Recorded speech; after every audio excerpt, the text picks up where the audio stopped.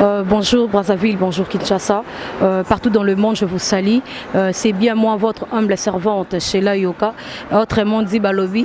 Toba Kisana Simatoroye, Basoy Ozanini. En tout cas, merci beaucoup. Nous avons une émission section 6 où ils ont représenté avec Sheila Yoka, votre humble servante. Car on est au même moment, Masola Kitoko, car on est au même moment, actualité. Balobi désormais retrouvé Sheila Yoka, la chaîne Moko Kaka YouTube, chaîne Car Moko. Et Balobi avec mon boss patron.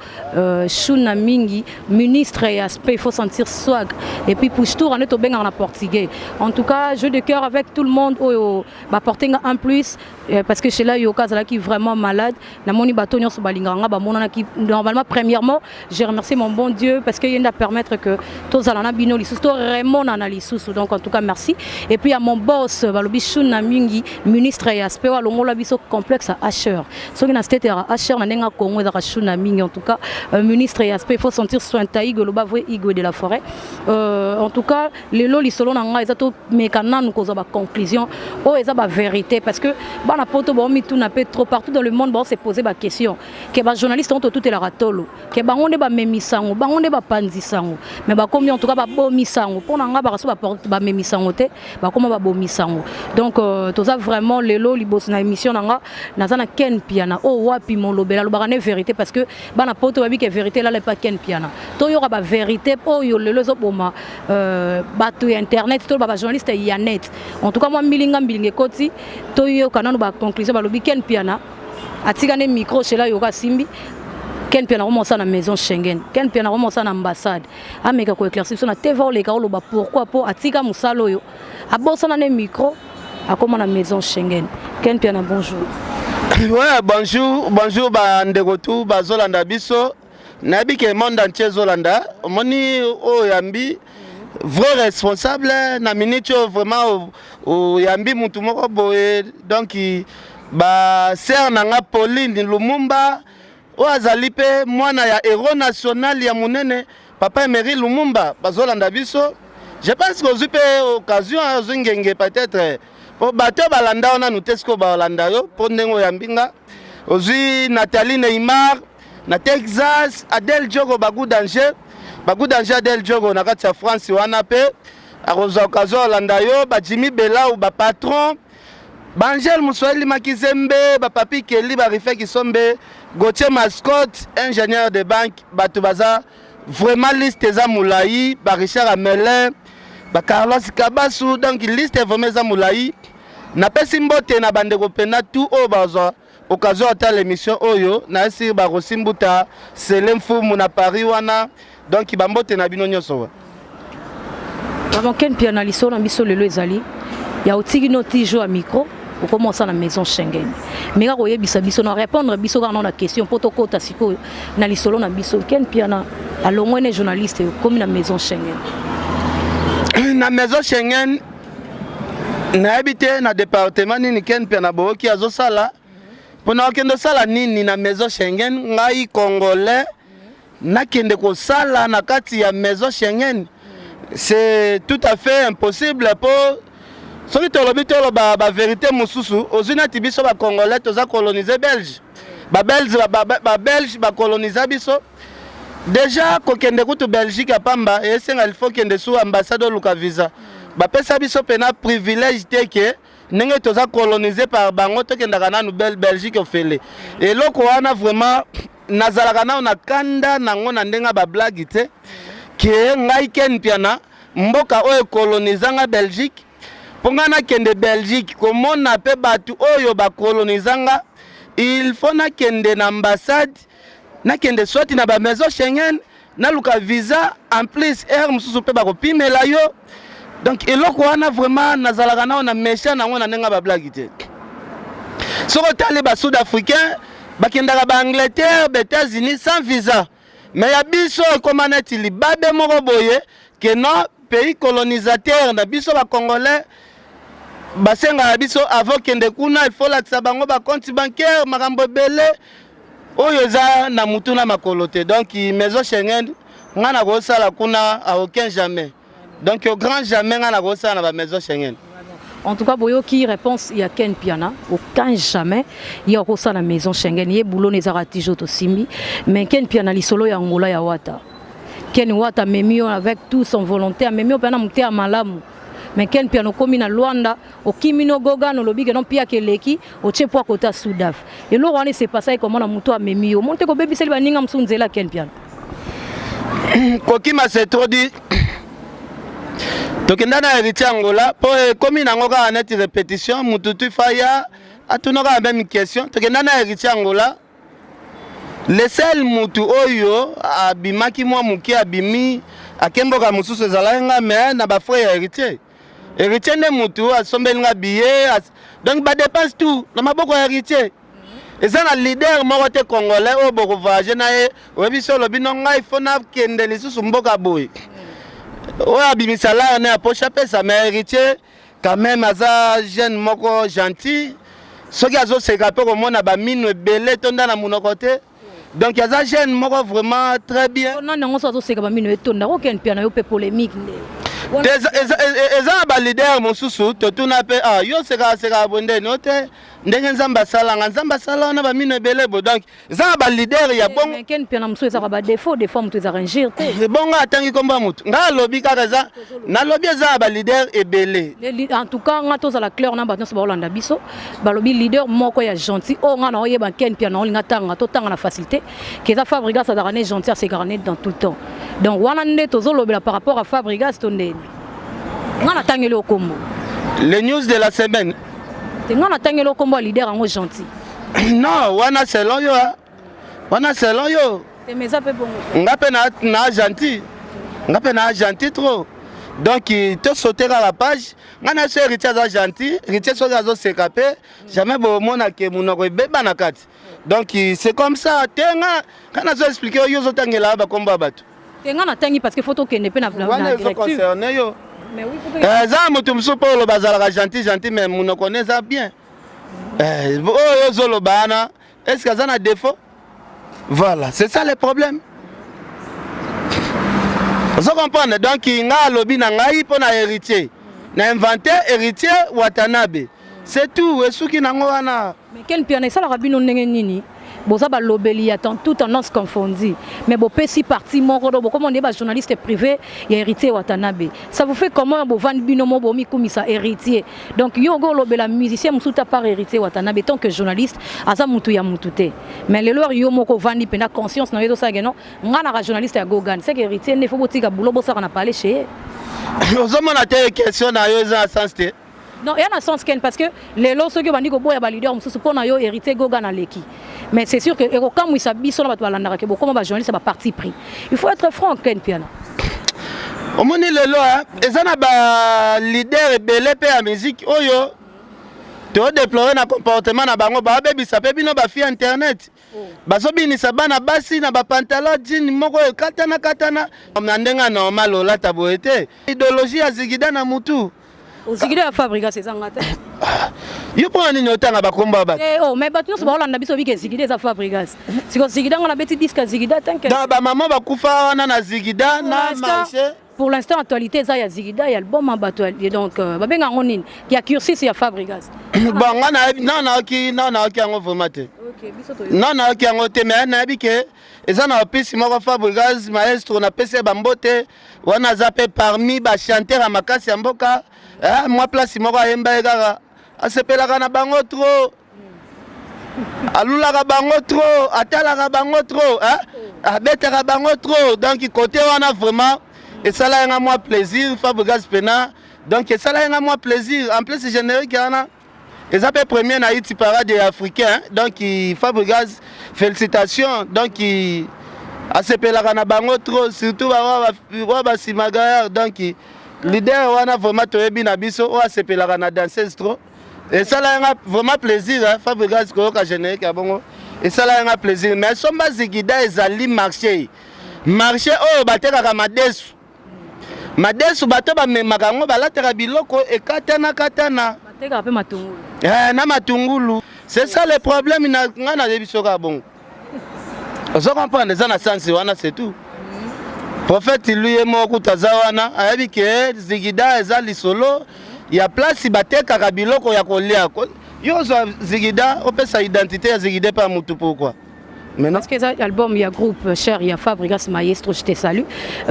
Ken Piana to betana lisolo oyo affaire Mike Lokamba na visa oyo ekomi na maboko ya Ken Piana olobi très bien que ça la maison Schengen ni na ambassade te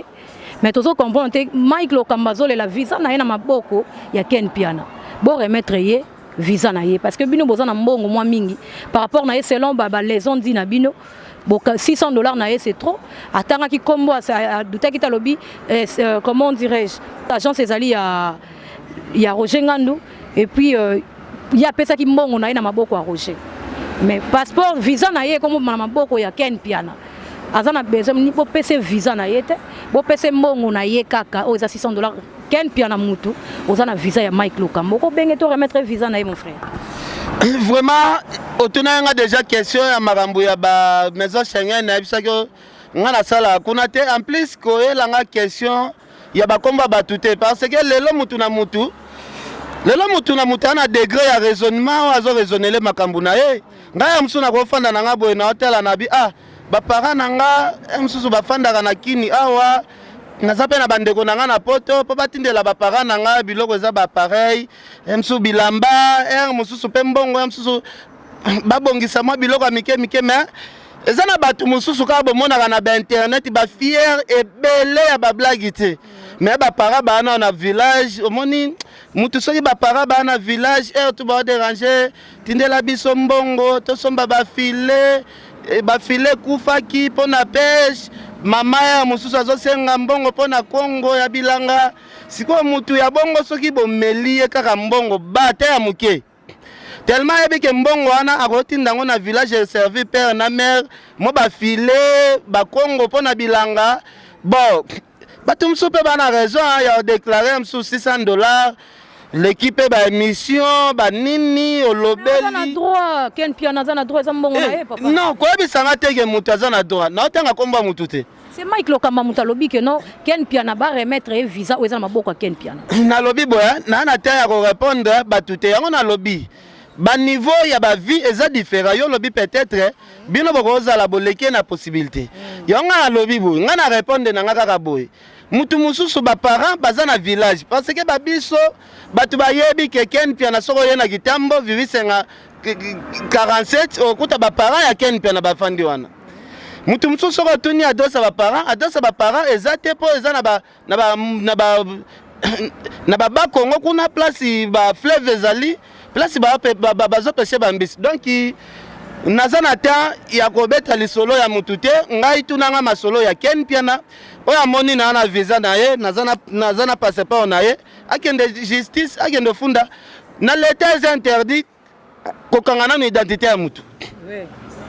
ezana na interdit so mutu moko boye azobimisa kombo na nga na lukaka émission moko boye mutu moko alobi kombo na nga ke nga na aza na identité na ye mais ça tangi te altangi déjà kabi Ken Piana nde boke na rolia na ndako ya grosse mouli oza pe capable roleka po pesa ye visa na ye c'est Mike Lokamba totanga Mike Lokamba parce que rien à voir donc et le réseau bangisa mutu ezate parce que photo lo bara clair il faut toza la fond nga adresse na Mike Lokamba yebi so ka lukanga lukanga na adresse na donc toza clair pour totali peu émission o Lokamba leka ki alobi que non Ken Piana ndenge boke na rolia na ndako ya grosse mouli mon concert to banine depuis TV na ndenga kit que non a que ne pas remettre ye visa na ye voilà kende sala émission na grosse moli sala émission na grosse moli a détaillé yo makambo yo peut-être bana ya ba pêcheur na bana ba élevage bazolo ba parlo bana ba micro na bino ba expliquer yo grosse moli aloba o ya ko loba après ya ka sikoyo o sala nanga émission total la sikoyo soki ye grosse moli soki ye entre ngai na grosse moli soki ko suka sikoyo wapi de 1 grosse moli ozoloba o bokenda ole pa grosse moli de 1 grosse moli na parler na ye nanu alambaka na ete ozo comprendre aviva ndeni ke aviva na ye restaurant sombi brochette na moi libanda lie de 1 alambaka nanu te de 1 information no liboso yangwana de 2 pour grosse moli tozalaka na très bien azape na parmi ba fio to benga na ratro dede nanda kwa grosse molina no recho ezalaka te ozo comprendre baloba pera bo ken pia na genda le pa Gloria Olangi na yebaka te eske Gloria ayebi kolamba na yebaka te namona nanu place alambi te ezali na bon nayebi te mokili yango eza pasi mutu moko boye aza mutu moko abala na ye mwasi na pale nayebi te boza na bacharge kutu na bapale te mais mutu balambelaka ye chaque jour balambelaka ye mutu po abima na ntongo déjeuner donc mutu basalelaka déjà tout na yo mutu po basukolo bilamba fo odefa tiel moko boye ye ofuti mbongo po asala mwa misala bon baloba o balingi parce que biso bata wana vraiment ezate talaka mutu asutukela netinga batu bamelanga bambongo combien oh naloba kutu na TVT kaka ba master wana ba master na bino ka wana ebele combien basikokanga babiloko na neto ebeli ken pena ba iskoko pena keno lekolo bato tanga te ndeto ebeli ken piana defo na nga ezali soki mutu asikokenga vraiment nalobela yango te défaut na ngaka ya liboso yango na soki mutu asikokenga nalobela yango na TVT eza mama na défaut na nganga wana mpo naza na eloko na asutukela te omonika yo escroquer baleki banda olobela yo mais yo escroquer kutu balobeli yo pourquoi pas epotanga bakomo siko na escroquer nani $600 Mike Lokamba. Oh, compris vous mona te ko zobeta libanda question eza libanda eza yango o ezo se passer ken pia oh question yo moko lobi yo lobi que non yo se va escroquer yo oleka kato lobela mais muto sko yo escroquer azuni makasi oleka po loba ke bo pese lo na siko yo zobimisanga na escroquer ngai te zela yo moko lobi balobi visa na ye falaki azepa na yo na passeport yo mtoza na nyoso ya ye sikoyo akende justice kasalo banga na simbi identité na na ebisio déjà mukusete akende na justice batu mususu bazobela na bango ba malade ezotungisa bango ezoyebana te omona mutu depuis santé ezolia da mutu mo mbofungwa makate na vie so mona mutu ndenge nini yafungwa makate ye santé ekendaka ya kokangama maintenant tozala quand même batu fomona mutu mususu akozala zo raisonner est-ce que nzoto nanga façon ezokende oyo est-ce que kozala koshoko te ekozala tiber te ekozala nyama te ekozala nini mususu raisonnement mususu pe etinda mutu na ba bêtise akoma biloba ozoba mpanda en plus bakombo nyonso otanga wana batu wana nayebi bango te nakotikala pe kobeta kombo ya mutu ya pamba na bouche nanga na otikala otanga kombo ya mutu ya pamba jamais. Oso comprendre donc kombo ya mutu moko boye o na mona ka santé na yezo refléter bien te donc na atteint bango il faut basala ka be émission atengi ka Ken Piana po à travers kombo ya Ken Piana ba cha titre émission o salaki ba cha ka Ken Piana nani alobeli Ken Piana boye ba cha titre kombo Ken eza référence ya batu batalo ebele baza obligé yo so moninga nde na bengisio ke to sala sujet to lobela mutu tel naza na tana ngote naza tana ngote nana tana ngote bango il faut baloba po bino boluka ba visa ya reforcer biso to luka ba visa ya reforcer te ngaluka visa ya reforcer te nafanda na expliquer bato chaque fois nafanda na ba période na mel pe na TV nafanda pe na ba période mo na mona kaka ba Yves Abdallah bazo voyager ba Kevin Kaswa ba Papi Mboma ba nani ngape nafanda ka na bi ngape nafandi na bi ba yayo bazwaka ba visa ngona miracle nini mais nazalaki pressé te ke natiela bango libaya na sala ngona ti ya tembeke ngape fona luka visa ya reforcer ndeni ni o akei ngape fona kende viba mema ngo bongo te vraiment viba kenda nango malembe chaque chose a son temps balobi nyoso sale na volonté ya Nzambe eza na moment moko boye pe batu musu bazali na vitesse ya kobima yozo mitu no bi est-ce que mususu voyage sale mapona bango mais yo peut-être na ezali peut-être ngai mususu tana ngape ya bambata wana betama yo bi combien de passeports nga na zone na vie te to kende pe na vérité bi combien de passeports nga na kenda pe na salisi passeport et beti pe 5 ans nango boye pe expirer na ju pe visa te na beta 3 passeports na zora nga visa te mais na kangami na prophète lui abisinga lobi Ken Piana nga la zomona voyage moko boye ezali liboso na yo nga kuna mitu na ba prophète makamusu balobaka naza te na projet voyage te naza te na lisola voyage te boye bizanga o voyage moko ezali na surtout kaka papa wemba akufi wana nga pe na uti prison makambo akofi olomide na surtout ki bazobengisa nga na agence ya vie na nga DK Travel bokokende ozwa DK azalaka na ville na luka vie wana te toyebana te abengisa nga alobi no ken na Afrique du Sud na South Africa batutu baza na besoin kaka bamona yo est-ce que oza na passeport na bisi vie na bimisa déjà 3 passeports et expira soki na akina émission na bi to ça l'émission na laksa o date na zola visa au moins même mois passeport au bima quand dans quelques jours mbala moko visa liboso donc passeport na nga tour ezeli kutu te ke o eko sa 3 mois na ndako donc ndako bima nango na visa mbala moko ezola tsake te na ngai siko yango wana nde betaki après kaka moto azoka ba visa te wana Angola lisusu ye pak ebetami su wana kaka moto azoka na visa te o azalaki pressé te o enviaki ba déplacement baninga te nzamba yesu ko betela ngai susu visa ba homme d'affaires na kati ya passeport wana susu osa comprendre po nazalaki pressé te nazo envier te na otala mutu te nga na otala nzambe na nga ke soki nzambe asepeli na bima na bimi soki pe nzambe alobi ndengo na botema na Congo na kufaka na Congo na mona mboka msute nyonso sale masela volonté nzambe mais ba master lelo tindengo moni ba okende ba komi ole latina ba TV ba le latina ba internet bazo luka voyage ya kimutema mabe voyage ya ko prouver que ken ndenga kendaki asala ba émission ka ba garçon botanga na asala ba émission que ngai nazo ya le 30 nazo ya ko prouver ken asala nga ba émission ebele ya ko prouver mais nzambe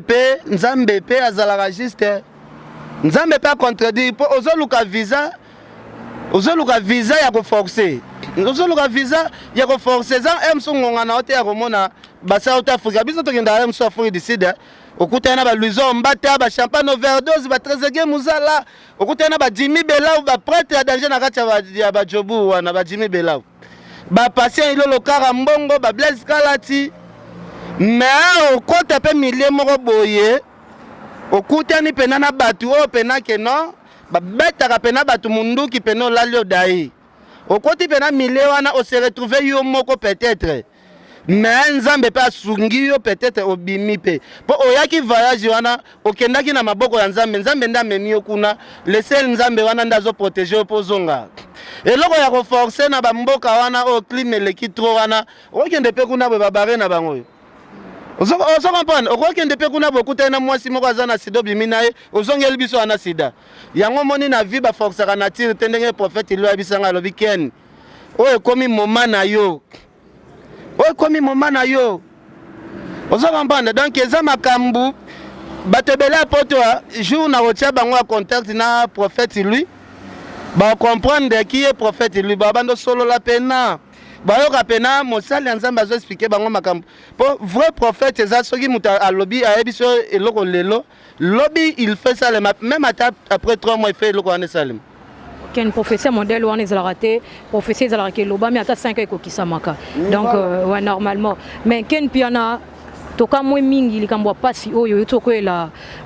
groupe cher ya maestro ba tout ba se présenter ki to mona ki ba journaliste tout ya net ya télévision mais ken piana to moni absence na matanga ata na tango passe ouais ko mona na te ken piana. Voilà, merci beaucoup. Na souhaité que Jonathan Likompa ba condoléances na tindela ki Fabregas message. Na mona na nga réponse pe azong selinga te mais un jour il y a sorti encore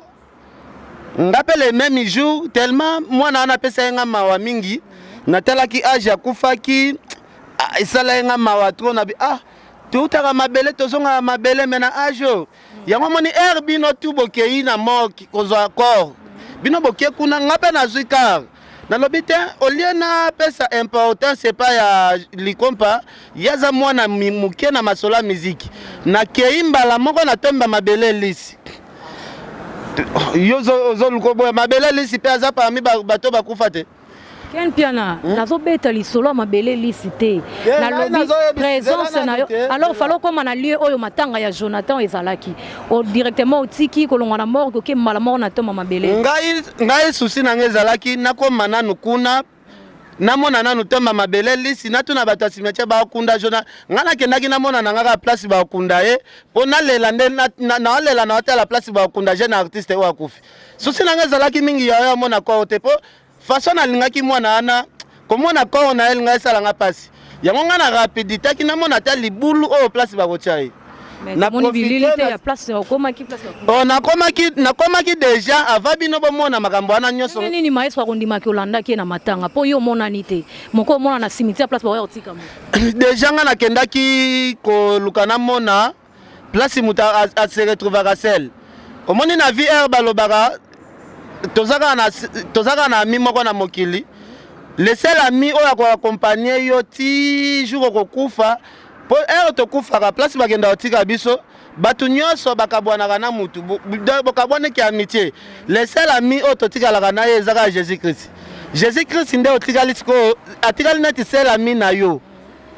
donc nga nakendaki namona place oyo Jonathan Likopa akotikala na ami na ye Jésus Christ po soki nalobi na ya na engulupa ya bato ebele wana tolingaki toya toyolakisaka présence toyotike na cimetière mais après cimetière tokozonga toke komela masanga eza neti tozosabote ebembe yango moni ngai nakendaki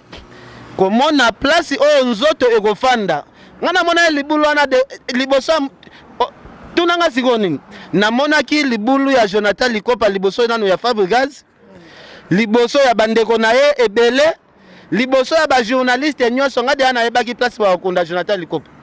oso comprendre donc ngai na leki nanu na bato baki ko assister kuna na valeur po ngai nakendaki déjà place oyo nzoto ya mobwei ekoya kotikala oso comprendre donc na sens wana Adel Joko bagu danger azolanda biso je pense que mawa oyo nga nazala na ngobino pe faut remercier ngai quelqu'un y a qui déjà mon libulu de merci nga que non ken en tout cas yo sala ki eloko ya bien ko le quand même biso batu pour après kuna bosanga na kit ba makopa ba bière ba nini biso tozalaki zala ki te sko poser question c'est biso tozalaki te mais fait mon absence il y a présence na yo ne yango te poser question en tout cas merci beaucoup et puis na bana nyonso Luanda Lukampa Lushinda bino tu babi kabinda soyo to bimiso mo muke mwanda balobi ba soda tout bazala rapana barrière wana ba defa tout bazala na banana baki et puis je vous salue carrément na linga rabino tellement trop ba sœur nanga to robosa na bino te balobi la patronne Sylvie maman Cessé la patronne Sylvie maman Cessé en tout cas na sentir yo parce que so la patronne chez là il faut prouver que la patronne pour ça la moi genre et puis kadima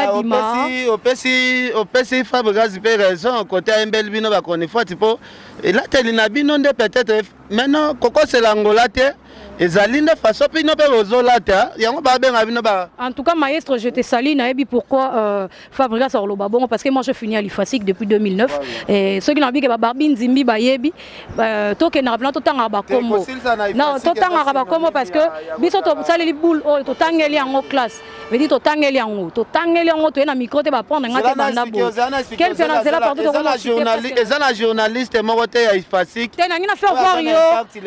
faire voir yo que ceux qui maestro alobaki yango par rapport ya ye moko yebi alobeli yango mutu oyo alekeli yango na ba norme te bon donc maestro en tout cas je te salue Fabregas parce que oyebi fio s'adressa qui ayebi mutu s'adressa qui na cri wana ke ba journaliste ya fuati ceux qui ba chroniqueuse à face non na 8 ans Rolanda Nzembo ngote mais na bi ke na Rolanda ngo azana mutu s'adressa qui verrier à s'adressa na Shela Yokate parce que rien à voir na rattaché de presse ya mutu te pour foutre nga biya pays morote na okenango na makasi nanga car ne to en tout cas la patronne na bandeli la patronne maman Sylvie Cessé en tout cas je te salue et puis Akadi Kadima balobi à mon boss balobi wana patronne nga dans le seul unique na États-Unis tout le monde a cher na ndenga Congo c'est Shuna Mingi ministre et aspect de faut sentir soin taï boloba vient nga Igo de la Forêt je te salue avec tous les enfants et puis na papi yopi balobi je te salue baninga wapi ceinture wapi ya patronne nga et puis Nikan Sebayaka mon vieux Nikan Sebayaka miko likolo pe misi petit na yo na ndenga wester salara système de génie ezalaka ni 15 bayaka et puis à Robert Bassel mon vieux systématique ndenge les gara en tout cas wana vie na nga liaka na nga ni 15 bayaka j'étais sali mon vieux na 11 la systématique et salara bien et puis à Robert Bassel les balobi tout le monde balobi bato nyonso balingaka chela yo nga na liaka ni 15 bayaka ceux qui ken liaka te pouvait ken ke fois lia pouvait ken fois lia parce que ni 15 ken on dit moté pouvait après balobi que non tout le famille babi famille mobimba équipe nanga tout ça babi bébé de la presse le bébé de la presse congolaise wapi na sima caméra to benga ngona portugais push tour na français alors swag je pense ouais donc swag na portugais ça push tour na moni push tour net ikara patron nanga shuna mingi aspect donc ministre et aspect babi ministre et aspect aya finance c'était aya économie taza ministre et aspect veut dire que balobi boss nanga pour velenga ken piana pour ça nga moi jar pour ken olo ba trop boss nanga et avec na chaîne moko kaka ya YouTube to tikala nango balobi ministre TV donc yango kaka ne masola bien place wapi borozwa ba information rien à commenter parce que chez moi na tanga muto alobi likambu na tanga na kombo na yo na Congo na banga Joseph Kabila chef de l'état o to tikala en tout cas to tia ba mbongo anje ken piana to komi vraiment na suka émission na biso merci beaucoup na temps permettre biso to zoyo moi ba monde de la fin na batonyo so balingara et puis na batonyo so ba BBC déjà réputation ken piana olobi déjà mabe hein na mokilo banga nzambe te obanga mutu moko bon te wana za selon point de vue na yo nzamba na mantuke ntoko tse wana o sauter déjà papa na ona mama na yo nzambe wana te olobi ka président de la République c'est tout. Et parce que dans le belango par rapport il y a qu'un piano photo mais qu'un peu éclaircir batwa la narabiso donc ceux qui battent tout banga rotanga kombo ya muto asali mbeba chez moi na rotanga ceux qui ça qui musicien grand musicien na roleka na tangi ceux qui a luka porter plainte to ke peka na ndenga lingeli et donc c'est justement ça voilà merci beaucoup na pesi bande retour bolanda biso Nathalie Neymar Bambote Adel Diogo Bagou danger venanga Jimmy Bela ou venanga Jimmy Bela ou moi Miradjabou Nabi qui vient à choisir ma tête à le vénérable maître na pesi merci na Pauline Lumumba na Genève sœur na Pauline Lumumba na Genève merci na yo pe nengo ya mbenga merci Koko Arafat Makizembe ingénieur Aloïse donc coup de chapeau ngana banga mibeko à l'état mais mutamokili nda bangsa ngate ata moko te vraiment à part Jésus Christ na Nzambe vraiment. Donc pour na yebi soko zo respecter mibeko ya l'état ezane tu zo respecter nzambe mbala moko parce que o nyoso pesa biso péché yango wana pe to beta makanango na kati ya mibeko ya l'état donc na banga mibeko ya l'état po yango nde za nzambe ya se merci beaucoup ken pena na bato ba bebisi réputation no répondre ngata message ni no pesa na bato ba bebisi nazana tina na tina bango te ozawa no sala na site ya film moko boye asala ba émission mutakala soit voisin village moko boye yo mwana musala na bino na bino bato ba mitwe beba nango siko na bando répondre bana misala ya fi wana vraiment biso déjà to diriger batu donc babilo mususu batu pe ba pesa nga conseil que non ken faut banaliser babilo mususu donc bana misala batu ngana bando swana na bango vraiment en tout cas ken penation on a ba patron le roi parce que ça patron il y a Fimou na Fimou en tout cas merci beaucoup merci balobi Piro le blanc mon vieux je te sali balobi tête na il m'a beaucoup banque et puis bato nyonso ba soutenir na Luanda Bozé belé moi tout temps ba kombo ezate parce que et puis merci beaucoup na bato nyonso ba soutenir kinga na temps on a les cas qui na difficulté à malade na week non balobi loin des yeux près du cœur bato nyonso ba pesa nga moi tour code en tout cas merci beaucoup merci comprenez que notre ozonga kaka balobi soufflango pour l'instant to bunda na kaka mais santé penana nous peine se rétablir pour l'amour du travail balobi disons ya ko servir batou mais car à santé de bouchak et puis avec le temps Dieu va faire grâce soufflango et ozonga comme il faut parce que balobi musala ngo sala rara boy soda solo akoya raté so akoya tellement kana mapinga na ye ndenge moko pe to telemi lelo en tout cas l'homme de bois noir na moina sima malheureusement systématique au bossani parler dans la place des alara pour mes à la prochaine et puis à bébé babi bébé oyo Eric tout ça yembela yo na bosso na veut dire o simbi caméra en tout cas gentil tonton merci beaucoup à tout le monde la famille en tout cas je vous aime énormément ciao entre moi on se retrouve la suite au prochain numéro. Bye.